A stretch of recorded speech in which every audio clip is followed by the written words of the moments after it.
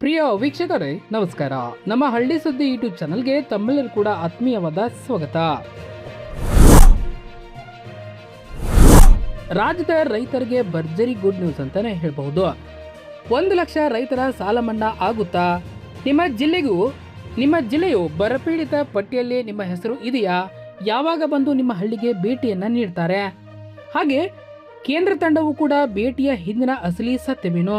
ವಿಡಿಯೋನ ಕೊನೆವರೆಗೂ ನೋಡಿ, ಎಲ್ಲೂ ಕೂಡ ಸ್ಕಿಪ್ ಮಾಡದೆ ಕೊನೆವರೆಗೂ ನೋಡಿ.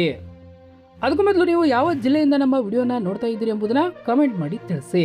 ನಮಸ್ಕಾರ ಸ್ನೇಹಿತರೆ, ನಮ್ಮ ಯೂಟ್ಯೂಬ್ ಚಾನಲ್ಗೆ ನಿಮ್ಮೆಲ್ಲರೂ ಕೂಡ ಆತ್ಮೀಯವಾದ ಸ್ವಾಗತ. ಇವತ್ತಿನ ಈ ವಿಡಿಯೋದಲ್ಲಿ ನಾವು ನಮ್ಮ ರಾಜ್ಯದ ರೈತರಿಗೆ ಅತ್ಯಂತ ಪ್ರಮುಖವಾದ ಮಾಹಿತಿಯೊಂದನ್ನು ತೆಗೆದುಕೊಂಡು ಬಂದಿದ್ದೇವೆ. ಈ ವರ್ಷ ಮುಂಗಾರು ಕೈಕೊಟ್ಟ ಪರಿಣಾಮ ನಮ್ಮ ರಾಜ್ಯದ ಬಹುತೇಕ ಕಡೆ ಮಳೆ ಇಲ್ಲದೆ ಬೆಳೆಗಳು ಒಣಗ್ತಾ ಇವೆ. ರೈತರು ತೀವ್ರ ಸಂಕಷ್ಟಕ್ಕೆ ಸಿಲುಕಿದ್ದಾರೆ. ಇಂತಹ ಕಷ್ಟದ ಸಮಯದಲ್ಲಿ ರೈತರಿಗೆ ಆಸರೆಯಾಗಲು ಸರ್ಕಾರ 1 ಲಕ್ಷ ರೂಪಾಯಿಗಳವರೆಗೆ ಸಾಲ ಮನ್ನಾ ಮಾಡುತ್ತಾ? ಬರಪೀಡಿತ ಜಿಲ್ಲೆಗಳಿಗೆ ಕೇಂದ್ರ ತಂಡಗಳು ಭೇಟಿ ಹೇಗಿರುತ್ತೆ? ಯಾವ ಆಧಾರದ ಮೇಲೆ ನಿಮ್ಮ ಜಿಲ್ಲೆಯನ್ನ ಬರಪೀಡಿತ ಎಂದು ಘೋಷಣೆ ಮಾಡಲಾಗುತ್ತೆ? ಜೊತೆಗೆ ಮುಖ್ಯಮಂತ್ರಿ ಡಿ.ಕೆ. ಶಿವಕುಮಾರ್ ಮತ್ತು ವಿರೋಧ ಪಕ್ಷದ ನಾಯಕ ಆರ್. ಅಶೋಕ್ ಅವರು ಏನು ಹೇಳಿದ್ದಾರೆ ಎಂಬ ಸಂಪೂರ್ಣ ಮಾಹಿತಿಯನ್ನ ಈ ವಿಡಿಯೋದಲ್ಲಿ ನಾವು ನಿಮಗೆ ವಿವರವಾಗಿ ತಿಳಿಸಿಕೊಂಡಿದ್ದೇವೆ. ವಿಡಿಯೋನ ಕೊನೆವರೆಗೂ ನೋಡಿ. ಹಾಗೆ ನಮ್ಮ ಚಾನಲನ್ನು ಇನ್ನೂ ಕೂಡ ಸಬ್ಸ್ಕ್ರೈಬ್ ಮಾಡಿಲ್ಲ ಅಂತಂದರೆ ಈ ಕೂಡಲೇ ಸಬ್ಸ್ಕ್ರೈಬ್ ಮಾಡ್ಕೊಳ್ಳಿ. ಸ್ನೇಹಿತರೆ, ರಾಜ್ಯದಲ್ಲಿ ಬರಗಾಲ ಕುರಿತು ಸರಿಯಾದ ದಾಖಲಾತಿಗಳನ್ನು ಸಂಗ್ರಹಿಸಿ ರಾಜ್ಯ ಸರ್ಕಾರವು ಕೇಂದ್ರ ಸರ್ಕಾರಕ್ಕೆ ಸಲ್ಲಿಕೆ ಆಗಬೇಕಾಗುತ್ತದೆ.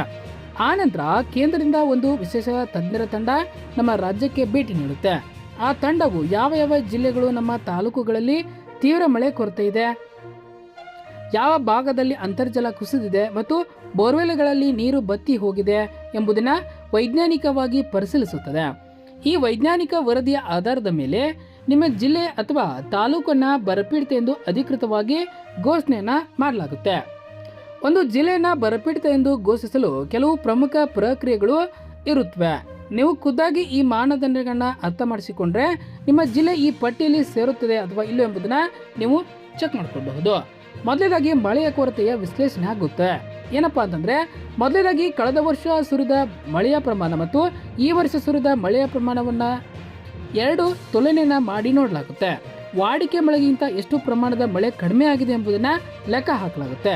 ನಂತರ ಬೆಳೆ ಹಾನಿಯನ್ನ ಪರಿಶೀಲನೆ ಮಾಡ್ತಾರೆ. ಕೃಷಿ ಮತ್ತು ತೋಟಗಾರಿಕಾ ಇಲಾಖೆ ಅಧಿಕಾರಿಗಳು ನೇರವಾಗಿ ರೈತರ ಜಮೀನುಗಳಿಗೆ ಭೇಟಿ ನೀಡ್ತಾರೆ. ಹೊಲದಲ್ಲಿನ ಬೆಳೆಗಳು ಹಸಿರಾಗಿವೆಯಾ ಅಥವಾ ಒಣಗಿ ಕರಕಲಾಗಿವೆ ಎಂದು ಮಣ್ಣಿನಲ್ಲಿ ತೇವಾಂಶ ಇದೆಯಾ ಎಂಬುದನ್ನು ನೋಡ್ತಾರೆ. ನಂತರ ಕೇವಲ ಅಧಿಕಾರಿಗಳ ಭೇಟಿ ಮಾತ್ರವಲ್ಲದೆ ತಂತ್ರಜ್ಞಾನದ ಬಳಕೆಯು ಕೂಡ ಇಲ್ಲಿ ಪ್ರಮುಖ ಪಾತ್ರವನ್ನು ವಹಿಸುತ್ತೆ. ಉಪಗ್ರಹಗಳ ಮೂಲಕ ಜಮೀನಿನ ಚಿತ್ರಗಳನ್ನು ತೆಗೆದು ಬೆಳೆಗಳ ನೈಜ ಸ್ಥಿತಿಯನ್ನು ಒಂದ್ಸಾರಿ ಖಚಿತಪಡಿಸಿಕೊಳ್ಳಲಾಗುತ್ತೆ. ನಂತರ ಜಿಲ್ಲಾಧಿಕಾರಿಗಳು, ತಹಸೀಲ್ದಾರರು ಮತ್ತು ಸ್ಥಳೀಯ ಕೃಷಿ ಅಧಿಕಾರಿಗಳ ತಂಡವು ಗ್ರಾಮಗಳಿಗೆ ತೆರಳಿ ವಾಸ್ತವಿಕ ಪರಿಸ್ಥಿತಿಯನ್ನು ಅರಿಯುತ್ತಾರೆ. ಕೆರೆ ಕುಂಟೆಗಳಲ್ಲಿ ನೀರಿದೆಯಾ, ಕಾಲುವೆಗಳು ನೀರು ಬಿಡಲಾಗಿದೆಯಾ ಮತ್ತು ಬಾವಿಗಳಲ್ಲಿ ನೀರಿನ ಮಟ್ಟ ಹೇಗಿದೆ ಎಂಬುದನ್ನು ಪರಿಶೀಲಿಸುತ್ತಾರೆ. ರೈತರು ಎಷ್ಟು ಬಾರಿ ಬಿತ್ತನೆ ಮಾಡಿದ್ದಾರೆ ಮತ್ತು ಬೆಳೆ ಎಷ್ಟು ಬಾರಿ ನಾಶವಾಗಿದೆ ಎಂಬುದನ್ನು ಇತಿಹಾಸವನ್ನು ಕಲೆ ಹಾಕ್ತಾರೆ. ಉತ್ತರ ಕರ್ನಾಟಕದ ಬೆಳಗಾವಿ ಮತ್ತಿತರ ಕೆಲವು ಭಾಗಗಳಲ್ಲಿ ಮಹಾರಾಷ್ಟ್ರದಿಂದ ಕೃಷ್ಣಾ ನದಿಗೆ ಹರಿದು ಬರುವ ನೀರಿನಿಂದಾಗಿ ಕೆಲವು ಕೆರೆಗಳು ಮತ್ತು ಕಾಲುವೆಗಳು ತುಂಬಿವೆ. ಹೀಗಾಗಿ ಅಲ್ಲಿ ಸ್ವಲ್ಪ ಮಟ್ಟಿಗೆ ನೀರಿನ ಲಭ್ಯತೆ ಇದೆ. ಆದರೆ ರಾಜ್ಯದ ಇತರ ಬಹುತೇಕ ಜಿಲ್ಲೆಗಳಲ್ಲಿ ಪರಿಸ್ಥಿತಿ ಭಿನ್ನವಾಗಿದೆ. ಕುಡಿಯುವ ನೀರಿಗೂ ತತ್ವಾರ್ ಎದುರಾಗಿದೆ. ಕೃಷಿಗೆ ನೀರು ಒದಗಿಸುವುದು ಇರಲಿ, ಕುಡಿಯುವ ನೀರನ್ನು ಒದಗಿಸುವುದೇ ಸರ್ಕಾರಕ್ಕೆ ಸವಾಲಾಗಿದೆ ಎಂದು ಉಪಮುಖ್ಯಮಂತ್ರಿ ಡಿ.ಕೆ. ಶಿವಕುಮಾರ್ ಅವರು ಇತ್ತೀಚೆಗೆ ತಿಳಿಸಿದ್ದಾರೆ. ಇನ್ನು ಬೆಳೆ ನಷ್ಟದಿಂದ ಕಂಗಾಲಾಗಿರುವ ರೈತರಿಗೆ ನೆರವಾಗಲು ಪ್ರತಿಪಕ್ಷದ ನಾಯಕ ಆರ್. ಅಶೋಕ್ ಅವರು ಸರ್ಕಾರದ ಮುಂದೆ ಪ್ರಮುಖ ಬೇಡಿಕೆಗಳನ್ನು ಇಟ್ಟಿದ್ದಾರೆ. ಅದೇನಪ್ಪಾ ಅಂತಂದ್ರೆ, ಪ್ರತಿಯೊಬ್ಬ ರೈತನಿಗೆ 1 ಲಕ್ಷ ರೂಪಾಯಿಗಳವರೆಗೆ ಕೃಷಿ ಸಾಲವನ್ನು ಸಂಪೂರ್ಣವಾಗಿ ಮನ್ನಾ ಮಾಡಬೇಕು ಹಾಗೂ ಪ್ರತಿ ಎಕರೆಗೆ 50,000 ರೂಪಾಯಿಗಳವರೆಗೆ ಬರ ಪರಿಹಾರ ನೀಡಬೇಕು ಎಂದು ಅವರು ಆಗ್ರಹಿಸಿದ್ದಾರೆ. ರೈತರು ಪ್ರತಿ ಎಕರೆಗೆ 30,000 ರಿಂದ 40,000 ರೂಪಾಯಿ ಬಂಡವಾಳ ಹಾಕಿ ಕಳೆದುಕೊಂಡಿರುವ ಅವರಿಗೆ ಪರಿಹಾರವನ್ನು ಅತಿ ಅವಶ್ಯಕವಾಗಿದೆ, ಅದನ್ನು ನೀವು ನೀಡಬೇಕೆಂತ ಒತ್ತಾಯಿಸಿದ್ದಾರೆ. ಹಿಂದಿನ ಸರ್ಕಾರವಿದ್ದಾಗ ಕೇವಲ 1 ತಿಂಗಳಿನಲ್ಲಿ ಬರಗಾಲದ ಸಮೀಕ್ಷೆ ಮುಗಿಸಿ ರೈತರ ಖಾತೆಗಳಿಗೆ ಹಣ ಜಮೆ ಮಾಡಲಾಗಿತ್ತು. ಆದರೆ ಪ್ರಸ್ತುತ ಸರ್ಕಾರ 2 ತಿಂಗಳ ಕಳೆದರೂ ಬರಪೀಡಿತ ಜಿಲ್ಲೆಗಳ ಅಧಿಕೃತ ಘೋಷಣೆ ಕೂಡ ಮಾಡಿಲ್ಲ ಎಂದು ಆರ್. ಅಶೋಕ್ ಅವರು ತೀವ್ರವಾಗಿ ಪ್ರಶ್ನೆ ಮಾಡಿದ್ದಾರೆ.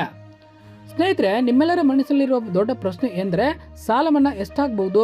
ಪ್ರಸ್ತುತ ಸರ್ಕಾರ ಆರ್ಥಿಕ ಪರಿಸ್ಥಿತಿಯನ್ನು ಗಮನಿಸಿದ್ರೆ 1,00,000 ರೂಪಾಯಿ ಸಾಲ ಮನ್ನಾ ಮಾಡುವುದು ಸ್ವಲ್ಪ ಕಷ್ಟ ಸಾಧ್ಯ ಎನ್ನಬಹುದು. ಸರ್ಕಾರವು ಈಗಾಗಲೇ ಜಾರಿಗೆ ತಂದಿರುವ 5 ಗ್ಯಾರಂಟಿ ಯೋಜನೆಗಳಿಂದಾಗಿ ಆರ್ಥಿಕವಾಗಿ ಹೆಚ್ಚಿನ ಹೊರೆ ಬಿದ್ದಿದೆ. ಆದರೆ ತಮಿಳುನಾಡಿನ ಮತ್ತು ಮಹಾರಾಷ್ಟ್ರದ ರಾಜ್ಯಗಳ ಮಾದರಿಯಲ್ಲಿ ಕನಿಷ್ಠ 50,000 ರೂಪಾಯಿಗಳವರೆಗೆ ಸಾಲವನ್ನು ಮನ್ನಾ ಮಾಡುವ ಸಾಧ್ಯತೆಗಳು ದಟ್ಟವಾಗಿವೆ. ಇದು ಸಹ ಗ್ರಾಮೀಣ ಬ್ಯಾಂಕುಗಳು, ಸಹಕಾರಿ ಸಂಘಗಳು ಮತ್ತು ಸರ್ಕಾರಿ ಬ್ಯಾಂಕುಗಳಲ್ಲಿ ಸಾಲ ಪಡೆದ ಬಹುತೇಕ ರೈತರಿಗೆ ದೊಡ್ಡ ಮಟ್ಟದ ಅನುಕೂಲ ಮಾಡಿಕೊಳ್ಳಲಾಗಿದೆ. ನೀವು ಈಗಾಗಲೇ ಬೆಳೆ ವಿಮೆ ಮಾಡಿಸಿದ್ರೆ ಮುಂದಿನ ದಿನಗಳಲ್ಲಿ ಖಂಡಿತವಾಗಿ ಕೂಡ ವಿಮಾ ಪರಿಹಾರ ಮೊತ್ತ ನಿಮ್ಮ ಕೈ ಸೇರುತ್ತೆ. ಜೊತೆಗೆ ಕೇಂದ್ರ ತಂಡದ ವರದಿ ಕೂಡ ಸಲ್ಲಿಕೆಯಾದ ತಕ್ಷಣವೇ ರಾಜ್ಯ ಸರ್ಕಾರದ ಅಧಿಕೃತವಾಗಿ ಬರಗಾಲ ಘೋಷಣೆ ಮಾಡಲಿದ್ದು, ತದನಂತರ ಸಾಲ ಮನ್ನಾ ಮತ್ತು ಬರ ಪರಿಹಾರದ ಹಣ ನೇರವಾಗಿ ರೈತರ ಬ್ಯಾಂಕ್ ಖಾತೆಗಳಿಗೆ ಜಮಾ ಆಗುವ ಪ್ರಕ್ರಿಯೆ ಶುರುವಾಗಲಿದೆ. ಅಲ್ಲಿವರೆಗೆ ನಾವು ಕಾದು ನೋಡಬೇಕಾಗಿದೆ.